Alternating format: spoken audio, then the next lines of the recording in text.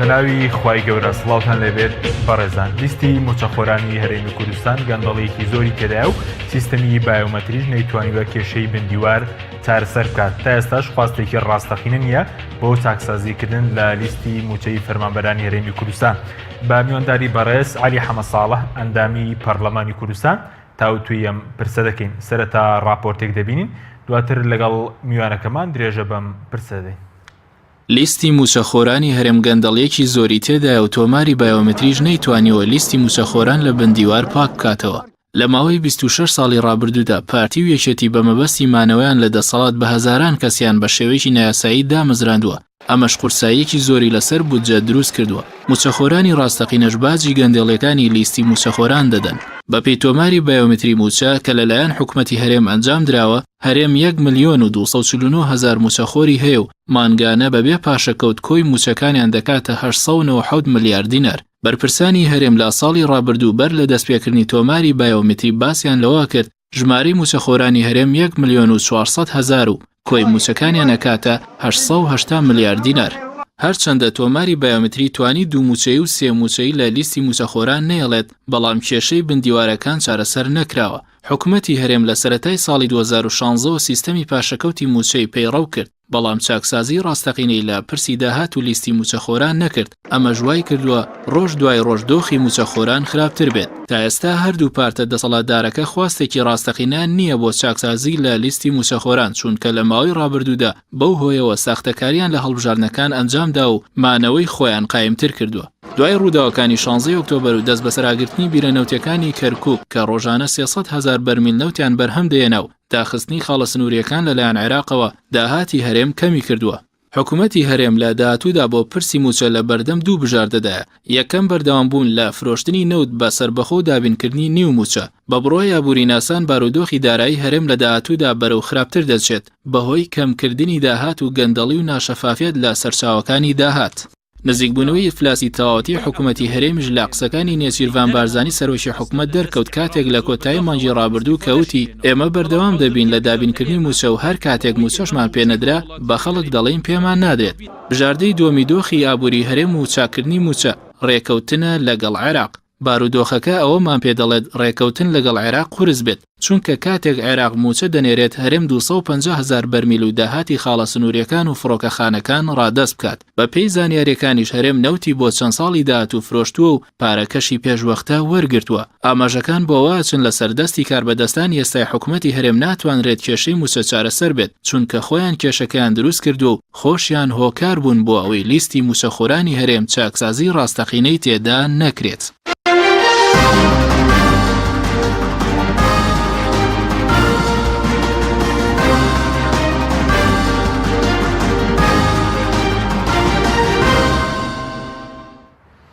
دووبارە سڵاوتان لێبێت بەڕێزان. کاک عەلی زۆر سوپاس بۆ ئامادەبوونت لە بەرنامەکەماندا. ئەگەر سەرەتا بەر لەوەی کە بچینە سەر مەسەلەی پاکردنەوەی لیستی موچەخۆران لەوە دەست پێ بکەین دوای ڕووداوەکانی 16 ئۆکتۆبەر حکومەتی هەرێم کۆمەڵێک سەرچاوی داهاتی لەدەستدا لە خاڵە سنووریەکان و فڕۆکەخانەکان و بیرەنەوتەکانی کەرکووک. دوای ئەم بارودۆخە پێتان وایە دۆخی ئابووری و مەسەلەی موچە لە هەرێمی کوردستان چی بەسەرێت؟ بەڵێ بەناوی خوای گەورە، دیارە دوای ڕووداوەکانی 16 و پێشووتریش هەرێمی کوردستان بە قۆناغێکی سەختی حکومڕانیە تێپەڕ بوو و ئەم قۆناغە سەختە لە حکومڕانی هەرێمی کوردستانی بەرەو هەڵدێر برد.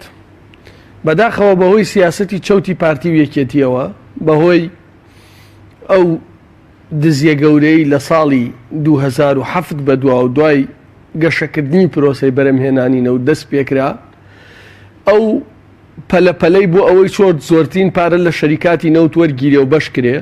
چۆن پارەی پرۆژەکانەوەی پێوتێ شیرنی نەوت بە پەلە لە بانکی HSBCەوە بێنرێتەوە و کەس نەزانرێت چی لێت. دوای ئەوەی پارێکی زۆریان لەم پرۆسا دەستکەوت و بەشیان کرد داهاتی نەوت پێش 2014 واتە پێشەوەی بەغدا بوو چە ببڕێ زیاتر لە 10 ملیار دۆلار بووە. نەزانرا ئەم پارە چی لێ هات. دوای ئەوە بەناوی پرۆژەی فرۆشتنی نەوتی سربەخۆ کە لە بنەڕەتدا تەنیا بۆ یەک مەبەست بوو ئەوە بوو نەوتەکە نەدەن بە بەغا خۆیان نەوتەکە بفرۆشن بۆ ئەوەی لەم ڕێگەیەوە زۆرترین دزی بکرێ. بەشێکی زۆری ئەو پارانە دیار نەما. چۆن؟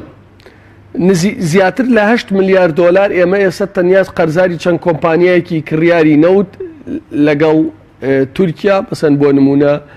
گرینکۆرە، ڤیتۆڵە لە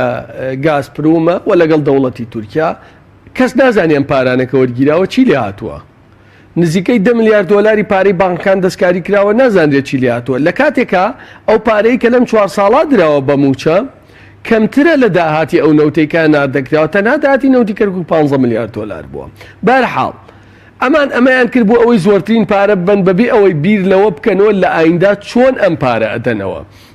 ئێستا نەوتی 2022 فرۆشراوە، نەوتی 2021 فرۆشراوە. باشە دواتر کە تەسلیمکردنی کەرکووکی بەسەر هاتەوە نیوێ ئەو نەوتە زیاتری لە 155 زیاتری ئەو نەوتەی 55 بۆ 60 ئەو نەوتە لە دەست چوو. ئێستا هەرێمی کوردستان وەکو حکومڕانی لە داڕمانایە، وەکو ژیانی خەڵک لە وێران بوونایە. چۆن؟ ئێستا هەرێمی کوردستان نزیکەی 260,000 بەرمیلی هەیە. نازانی ئەم نەوتە بدا بە تورکیا، بدا بە شەریکاتی نەوت، ئەو قەرزە زۆرەی لەسەر بداتەوە، قەرزی بانکەکان بداتەوە، یا بیدا بە عێراق بۆی بەشە بودجەکەی بدا. طبعا ناتوانێت نەوت بدا بە عێراق، کە ناتوانێت بیدا عێراق و بەشە کەمە خراپەی بودجەش ناتوانێت بنێرێت. باشە ئەی موچەی خەڵک بە چیە درێت؟ کە تۆ نەتوانی موچە بدەی، نەتوانی پێداویستیەکان دابینکەی، بێگومان ئەمە لەلایەک داڕوخانی حکوومەتە و یعنی بەرزبوونەوەی هێڵی هەژاری و خراپبوونی و گوزەرانی خەڵکە. بۆیە ئەم حکوومەتە لە سایەی سەری پارتی و یەکێتی و بە تایبەتی هەردوو بنەماڵی تاڵەبانی و بەرزانی و تاڵەبانی عەفو نەک تاڵەبانی و بەرزانی کە حکمی ئەم وڵاتەیان کردووە، کوردستان تووشێم دۆخە مەترسیدارە بوو. ئێستش سەرباری ئەم هەموو نەهامەتیانە بەداخەیە و ئەیانەوێ بەردەوام بن و خەڵک و هێزێکی تریشەن بەرپرس نین لەم شکستە خەریکە دیسانەوە شەرعیەتە دەنەوە بە بەردەوامبوونی ئەم دوو بنەماڵە لە حکومڕانیە. بەڵێ زۆر باشە. بەس کاک عەلی ئەوەی کە بەڕێزت وتت ئێستا هەرێمی کوردستان 260,000 بەرمیل ڕۆژانە ڕەوانە دەکات و مەسەلەی داخستنی خاڵە سنووریەکانی هاتوۆتە سەر. ینی ئێستاکە داهاتی حکوومەت کەمی کردووە بۆ مەسەلەی موچە ناتوانرێت ئەو بڕە موچەی پێ دابین بکرێەوەی کە ئێستا دەدرێت ئەو نیو موچەیە کە دەدرێت بە فەرمانبەرانی هەرێمی کوردستان. کاکە حەکیم من عەرزم کردی ئێستا کۆی ئەم 260,000 بەرمیل نەوتە بدە، هەموو ئەم 260,000 بەرمیل نەوتە تەنیا قەرزی تورکیا و چەند کۆمپانیایەکی بەرەمێنانی نەوتی پێ ساف ناکرێت. چ جای ئەوەی من پێ بۆم باس کردی 10 ملیار دۆلاری بانکەکانمانەوێت نەوتی 4-5 ساڵیەوێ پارەی بەڵێندەرەکانەیە مافی کۆمپانیەکانی بەرەمێنانی نەوتت هەیە لە کوردستانە، قەرزاری شەریکاتی نەوتی ناوخۆی جگە لە قەرزاری فەرمانبەران و مۆزەفین و ئەوانە. بۆیە نەخێر بە دڵنیاییەوە نادێ. من عەرزم کردی ئەم نەوتە پێش وەخت فرۆشا و پارەکەی وەرگیراوە. ناوی هەموو ئەو کۆمپانیانە وردەکاریەکانی لای ئێمە هەیە کە ئەمەیان کردووە. بە دڵنیاییەوە بەڵگایە. بە دڵنیا من لە چەند ڕۆژی ڕابردووە تەنیا یەک عەقدم بڵاو کردەوە کاکە حەکیم بە پێی گرێبەستێک کە لە لای ئێمە هەیە لە نێوان حکوومەتی هەرێم و گرینکۆرا کراوە. حکوومەتی هەرێم لە سەرەتای ئەم ساڵە 500 ملیۆن دۆلاری وەرگرتووە بە پێدانی نەوەی ئەم قەرزەیە ساڵی 2020 تاوەکو 2022 واتە لە ماوەی ئەو 3 ساڵە 2 ساڵ نایداتەوە بە لە ساڵ 12 فائیدە. گرینکۆر خۆی پارەکەی وەرنەگرتووە لە ستی بانکی وەرگرتووە. باشە چکە عەقدەیە لە بینی ستی بانک و گرینکۆر ئەمە عەقدەکەمان دەستکەوتووە و زایدن لە ساڵ 360 لە نەتیجا ئەم 500ی کە وەری گرتووە نازانرێت چی لێ هاتووە بێ 900 ملیۆن دۆلار بدەین. جا ئەمە بۆ ڕوسنەفت ڕاستە، بۆ ڤیتۆڵ ڕاستە، بۆ کۆمپانیا ترافی گۆران ڕاستە، بۆ کۆمپانیەکانی هەمووی ڕاستە. یعنی وردی کەیتووە عەمەلیەیەکی حسابی وردە ئێمە بە وردەکاریەوە کردومانە. بەڵێ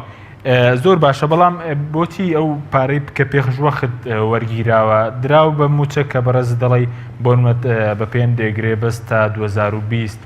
نەوتی هەرێمی کوردستان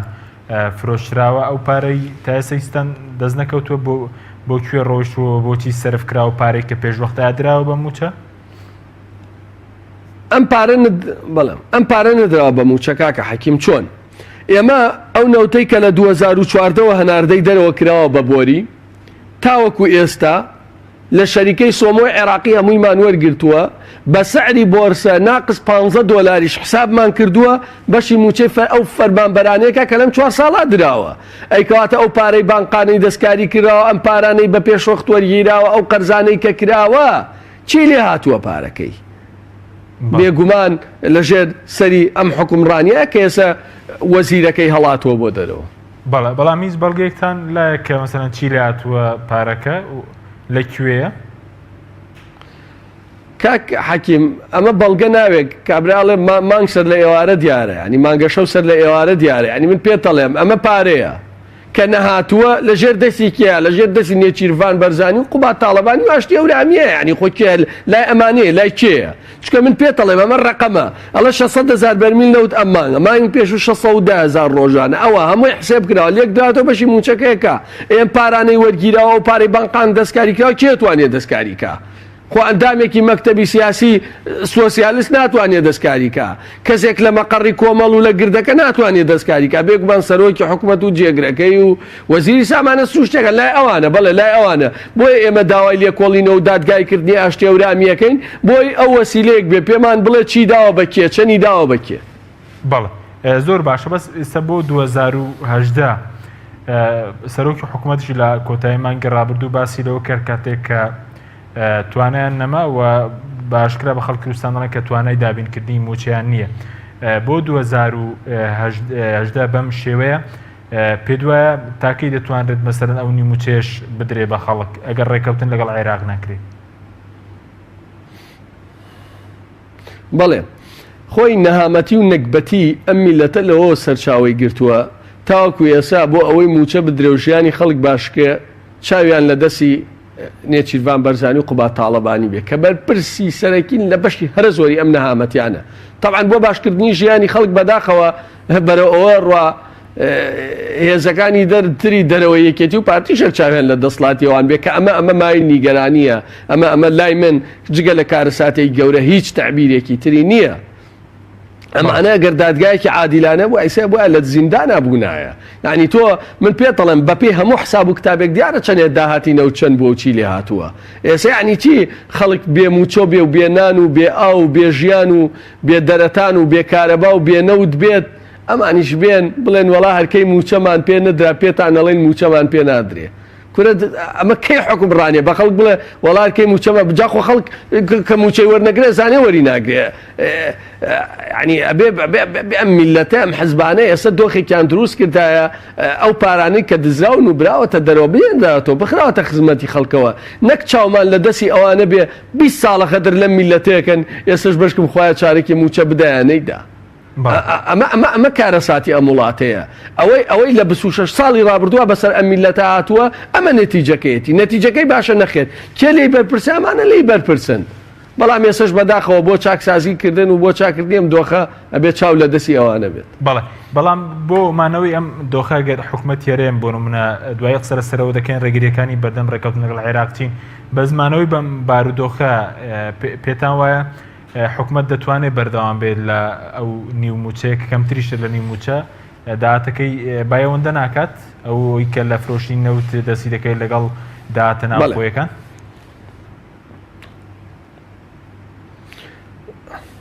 زۆر بە دیقەت زۆر بە وردبینی من بەرپرسم لەم قسەم ئەگەر ئەم حکوومەتە بە سەرۆکاتی نێچیروان بەرزانی و قوبات تاڵەبانی بمێنێتەوە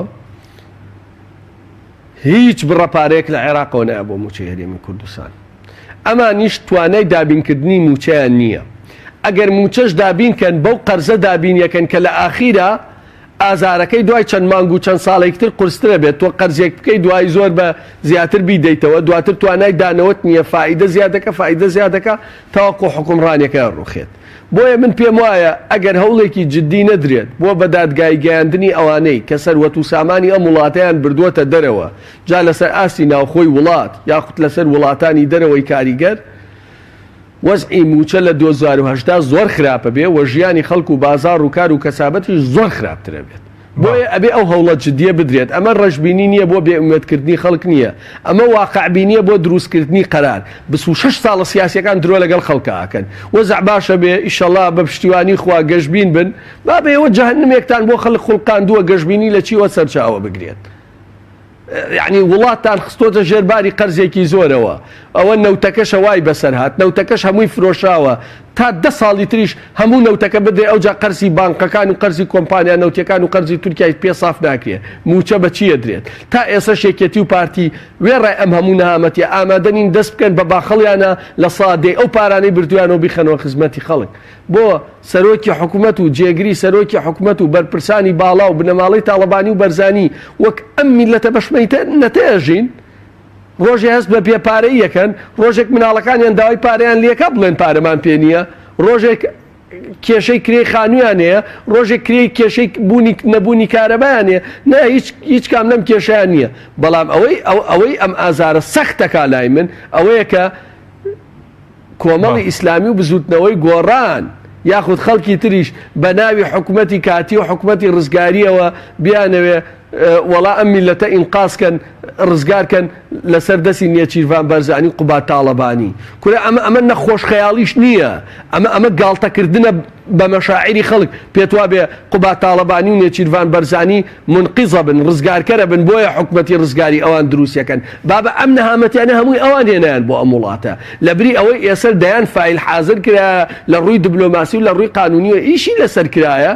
کە ئێمە دەیان جات باسمان کردووە بۆ ئەو پارانەی کە دزراون بێنرێتەوە بە ناوی حکوومەتی کاتیەوە بەڵام قەینان نێچیروان بەرزانی قوبا تاڵەبانی بمێنەوە یعنی ئەم شتانە بەسە ئەم شتانە بەسە من پێتەڵێم 2010 یەک هەوری ڕەش ئاسمانی ئەم وڵاتەی گرتووە زۆر بە ئەستەمە ڕەوێتەوە بەداخەوە سیاسەکان ئێمە گویان لەو قسانە نییە کۆبوونەوە لەگەڵ نێچیروان بەرزانی قوبا تاڵەبانیاکەن ئەڵێن پێویستە ئەم دۆخە باش کرێ ئەوانشەڵەن وەڵا هەمووی ئێ هەوڵێکی ئێمەش بۆ ئەوەیە ئەم دۆخە باشکەین بەڵام پێیان ناڵێن 1 2 3 4 ئەوە بانکەکانەوە پارەکانەوە دزیتانە بێن پارە بێتەوە ئەبێ بەم زمانە قسەیان لەگەڵا بکرێت بەڵێ زۆر باشە بەزەوەی کە بەرەزت دەڵێ یانی ئێستا ئەم حکوومەتە ینی هیچ بژاردەیەکی لە بەردەمدانەیە کە لە سیناوخۆ مەسلەی موچە چارەسەر بکەوە لەگەڵ عێراقیش بەڵام ئەگەر هاتوویمە مانگی داهاتوو مانگیەک ساڵی داهاتوو بینیمان کە توانیان ئەم کێشەیە چارەسەرکەن بەڕێز چی دەڵێ کاکە حەکیم خۆ بەمە حساباتە منیش بەڵێ ئەتوانن بڕۆن ملیارێتر دۆلار بە قەرز بێنن بەڵام دوای ساڵی تر 2 ملیار دۆلارە بێبن ئەمە کەی حەلە حەل ئەمە حەل نییە من پێتەڵێم مەزدەری ئیراداتی تۆ چییە ئەمە حەلە بڵێ کاکە مەزدەری ئیراداتی من ئەوەنە نەوتە ئەوەنە داهاتی ناوخۆیە ئەوە ئەیدەمە ئەوە من پێتەڵێم کاکە من مستەمسەکم لایە ئەم نەوتیان بە پارەی پێشوەخت فرۆشتووە باشە بڕی نەوتەکەش دیارە عێراق شەڵە 250,000 بەرمیل نەوتم نەیەتیە موچەکەت نادەمێ ئەزانین چۆنە ئەمەی کە تۆ ئەڵێ وەکو چی وایە خەڵکێکەیە قەرزارە ئەڕات ئۆتۆمبیلێکێکرێ بە 10,000 دۆلار باشە لە بنەرتا با 8,000 ئۆتۆمبیلە بۆی قەرزەکەی پێبداتەوە بۆ ئەو 10,000 دۆلارە ئۆتۆمبیلێک تێکرێ بای 12,000 بۆی ئەوەی پێبدات لە نەتیجا چی لێت یا ئینتیحارەکە یا هەڵدێ یا خۆیە کوژێ یا دەستی خەڵکە بڕێ ئەمانە کەی حەلن من پێتەڵێم ئەوە ساڵێکی شەبێت نەداهاتی نەوت نە بەرهەمی نەوت نەفرۆشتنی نەوت ئەعلانی هەر ناکەن حسێب بۆ کەسیش ناکەن کەسیش قسە ناکە خەڵکیش موچەی نییە خەڵکیش ڕۆژ بەژۆر قوڕەکرێ بەسەریان بەڵ زۆر باشە بەس کاک عەلی بۆ ڕێکەوتن بۆچی تۆ مەسەلەن ڕەشبینی بۆ ڕێکەوتن لەگەڵ عێراقی ژەوەی کە ئێستا عێراق مەسەلەن 250,000 بەرمیلی بۆ هەرێم داناوە لەگەڵ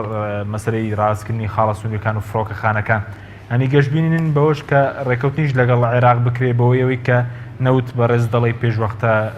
فرۆشراوە و پارەکەی وەرگیراوە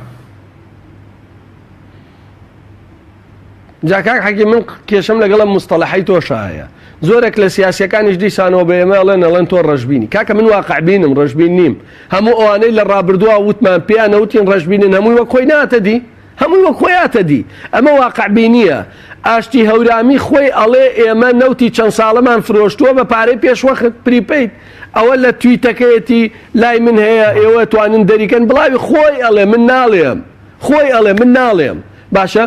کە تۆ نەوتت نەبێ بیدەی بە بەغا لە قانون ئاڵێ ڕۆژانە نەک تێکڕاش ڕۆژانە بێ 250,000 بەرمیل نەوت بی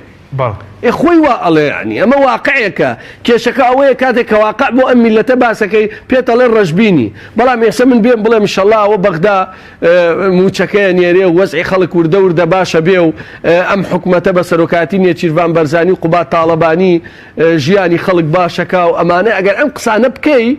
پێتەڵێن گەشببینی قسەی زۆر خۆشەکەی با بەبێ واقع بە خەڵک بڵێ نابێ سیاسی درۆ لەگەڵ خەڵکا بگا سیاسیە بێ ڕازگۆ بێ لەگەڵ میلەتی خۆیان بەڵێ بەڵام ئەمە بۆ عێراقیش ڕاست نییە کە عێراقیش جددی نیە لە مەسەلەی چارەسەرکردنی موچەی فەرمانبەرانی هەرێمی کوردستان دەبێ ئەمە بکرێ بە پاسا و مەسەلەی ڕێک بە دڵنیاییەوە کە نەوتی هەرێم نەخێر بە دڵنیاییەوە عێراق ڕازگۆ نییە و عێراق ناوێ ئەم کێشەیە چارەسەر کرێ و عێراق ناوێ هیچ دانووسانێکیشکە تا ئێستا هیچ دەرگایەکشی نەکردوێتەوە بەداخەوە دەبوو حکوومەتی عێراق لە پری سزادانی خەڵکی کوردستان کە ئێستا سزای خەڵکی کوردستانەدا باتای ئەوانەی زیان کردو و پارەیە میلەتیان بردو ئەوانەی بە دادگای بگەیاندایە بۆ مامۆستایەک بۆ فەرمانبەرێک بۆ دکتۆرێک بۆ کارمەندێک باجی دزی یەک دووسێ مەسوول بدا حکومەتی عێراقیش ڕازگۆ نییە بە هیچ شێوەیە لەگەڵ ئێمە بەڵ ئێستا چارەسەر چییە مەسەلە کە بەڕێز دەڵێ نە ئەمەلی ڕێکەوتنێ لەگەڵ عێراقا بۆنم لەبەرەوەی کە پێشتر نەوتەکە پارەکەی وەرگیراوە فرۆشراوە بەڕێز دەڵێن لە ناوخۆشدا ناتوانرێ ئەی بژادەی دیکە چییە مەسەلەن بۆ مەسەلەی موچە بۆ باشکردنی بژێوی لە ساڵی داهاتوودا یەک ڕێگا هەیە ڕێگای دووەم نییە یەک ڕێگا هەیە ڕێگای دووەم نییە ئەو حزبانەی کە پێیان وایە ئەو هێزانەی ئەو خەڵکانەی ئەو ڕێکخراوانەی کە پێیان وایە پشتیوانی خەڵکەکەن ئەبێ زۆر ئازایانە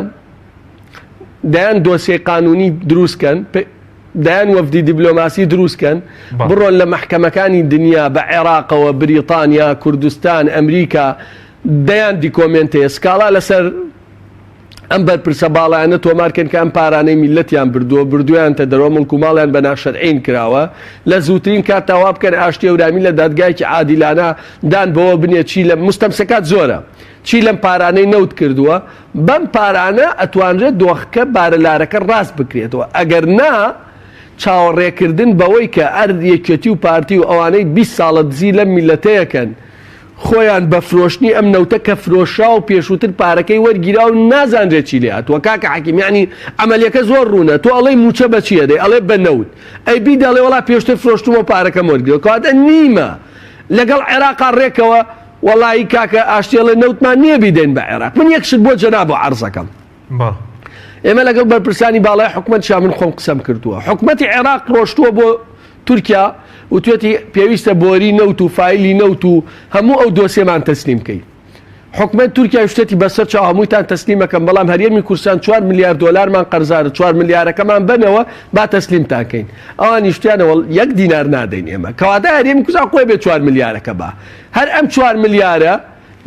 نزیکەی 2 ساڵی وێ هەموو نەوتی بدەیت ئەی خەڵک دوم 2 ساڵە معاش بەکوێ وەرگرا ئێواز لە ملیار و 400 ڕوس نەفت و 1 میلیاری ڤیتۆڵ و 900 میلیۆنی گرین کۆر و چی هەموو ئەمانە بێنە واز لە ئەو 10 میلیارد دۆلاری بانقانە بێنە کە دەستکاری کراوە کە بەشی زۆری پارەی بانقە ئەهلیەکانە باشە بانقە ئەهلیەکان وەداعی خەڵکە بە چی ئەدرێتەوە ئەمانە باشە بە چی ئەدرێتەوە دوو ئەمە پارەی کۆمپانیایەک و مۆزەفێکی ناوخۆ نییە بڵێ نایدەمەوە پارەی تورکیایی ئەردۆغانە ئەمانە توان پارەی دەوڵەتی تورکیا بخۆن کە سەرۆکی ئەردۆغانە نەخێن ئەتوانن پارەی ڕوس نەفت بخۆن کە سەرۆکی وڵاتی رووسیا پۆتینە ناتوانن بیخۆن ئەبێ بیدەنەوە ئەم پارە بە چیە دەیتەوە بەو کەمە نەوتەی دەیتەوە ئەی ئەگەر ئەو کەمە نەوتە بەی بەوان چیە دەی بە حکوومەتی عێراق هیچ ئەی نەیدەی بە حکوومەتی عێراق موچەت ناداتێ ئەی خەڵک چی بکە یعنی ئەم معادلانە زۆر ڕوونن بەڵام بەداخەوە سیاسەکان ئێمە نایانەوێ خۆیان لەمە تێبگێنن بۆشیان بنووسن نایخوێندنەوە بەڵێ زۆر سوپاس دەکەم دوای ناوبڕێک دەگەڕێنەوە لای بەڕێستان وەقسە لەسەر مەسەلەی لیستی موچەخۆران وایە دەتوانن چاکسازی تیا بکەین قسەی لەسەر دەکەین بەڵێ بینەرانی بەڕێز ناوبڕێک و دەگەڕێنەوە وڵاتان لەگەڵمان بێنەوە تۆپ ئارت تاکە بریکاری تۆڕی میدیایی کۆمەڵ بۆ دروستکردن و بڵاوکردنەوەی ڕیکلام تۆپ ئارت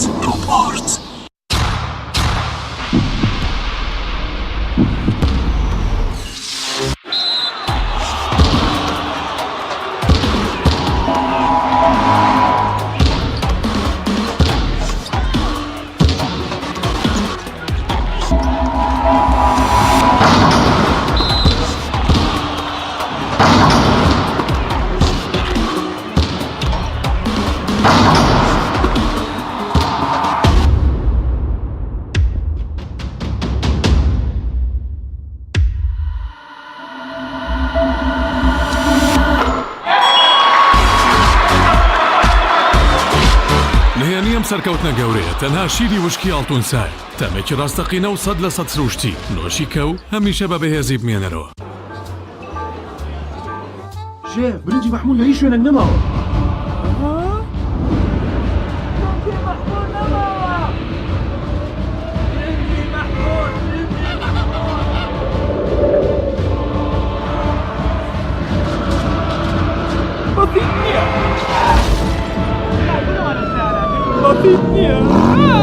بسيط نية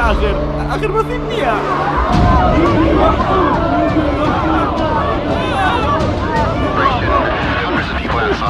وای سهل بازارەکان لە برنجی مەحموود نەماوە گەڵبەکەی لە دەستداوە.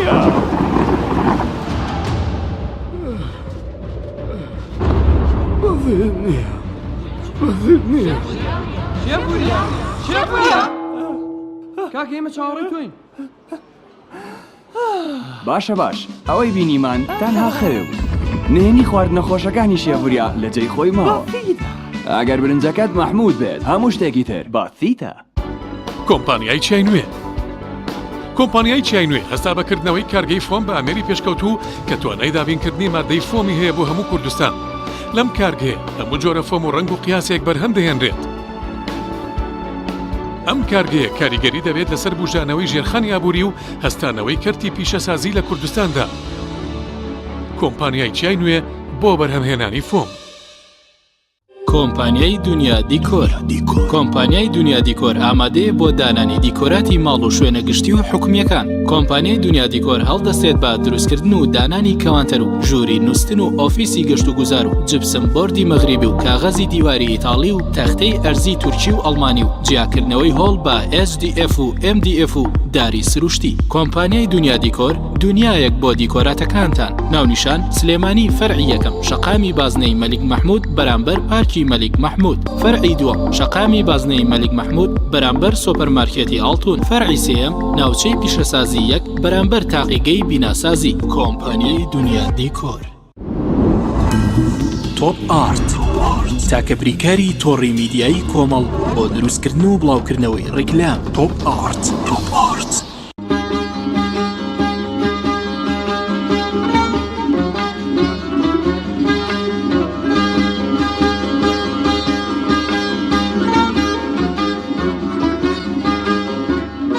لە یەکێک لە گوندە جوان و سەرنجڕاکێش و مێژوویەکانی کوردستانی باشووری ئەویش گوندی هەڵەدنە. لە ڕووی جوغرافیا کۆتە بینی ناوچەکانی ئەرابخا کەرکووک لە بینی ئەکباتانە هەمەدان کە سەردەمێک پایتەختی دەوڵەتی ماد بووە.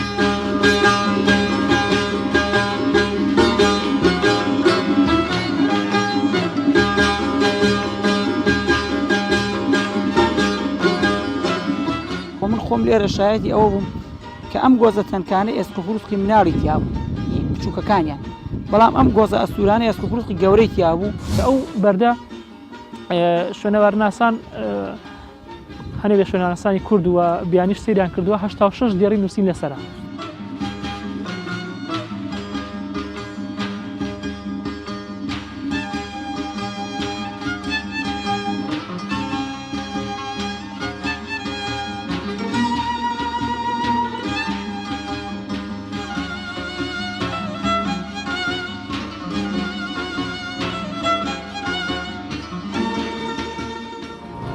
بەرنامەی جێوار چوارشەممە کاتژمێر 7 بە کاتی هەولێر.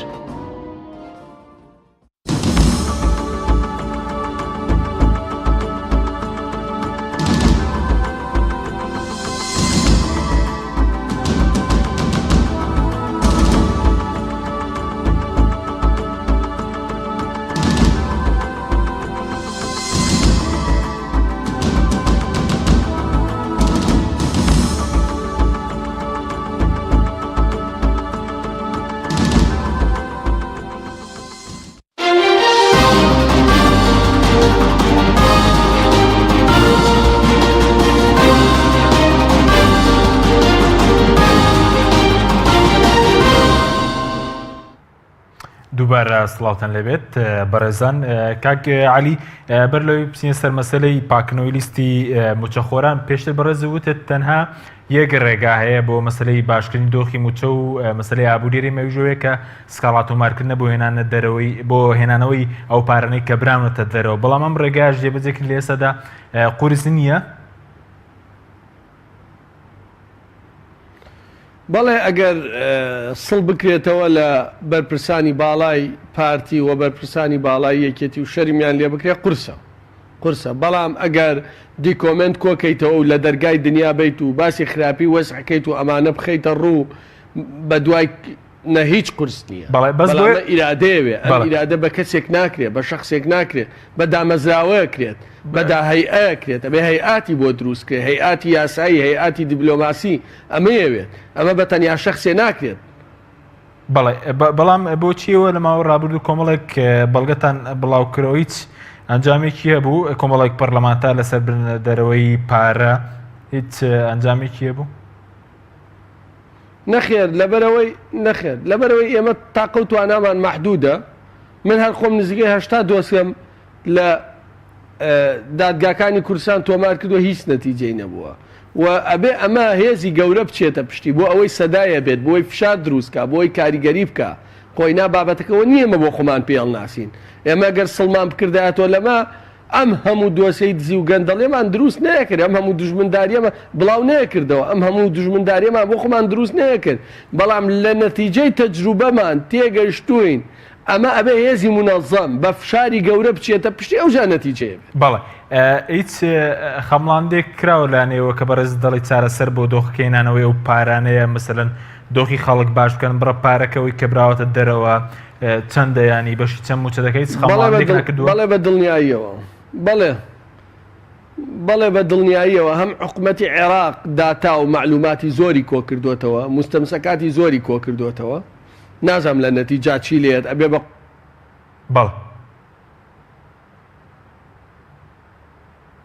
بەڵێ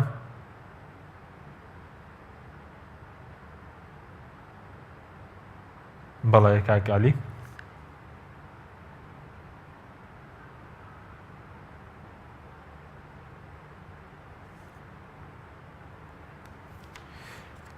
بەڵێ دیارە کاک علی بۆی گرفتێکەوە لەگەڵمان نەماوە ئەگەر هاوکارانمان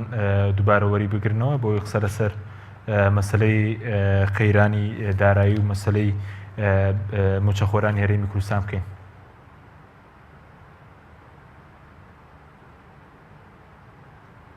بەڵێ دیارە کاک علی لەگەڵمان نەماوە پاشکەمێکی تر وەری دەگرینەوە بەڕێزیان لە قسەکانیدا باسی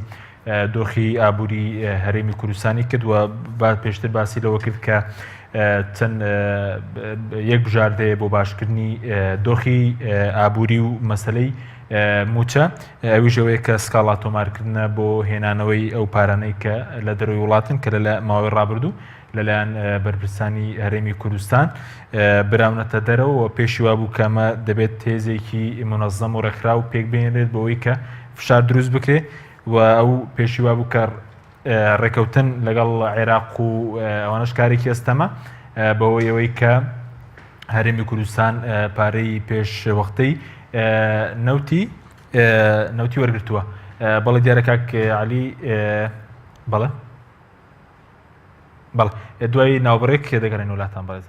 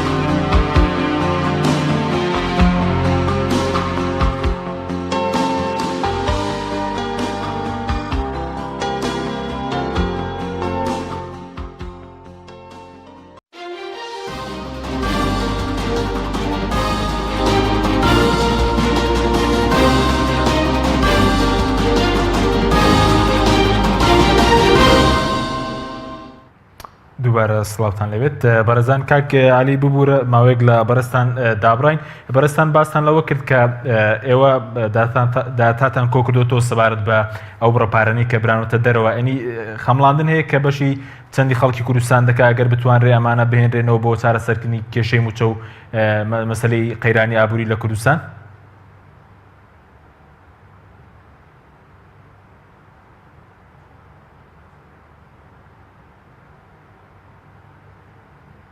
شتی کەم بێ بەراورد بەوەی ئەوان هەیە من پێم وتی تەنیا لە یەک کاغەزاڵێ 13 ملیارد دلار لە ڕێگەی 5 بانکیێریەمەوە چووە دیار نییە بۆ کێ چووە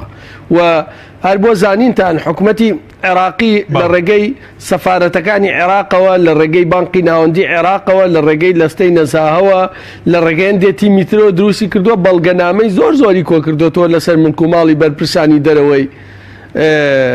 کورد و بە دڵنیاهیەوە ئەوەی کە بەرپرسانی کورد لە میلەتەیان دزی بردیان دەرەوە بۆ خۆشیان نابێت لە نەتیجە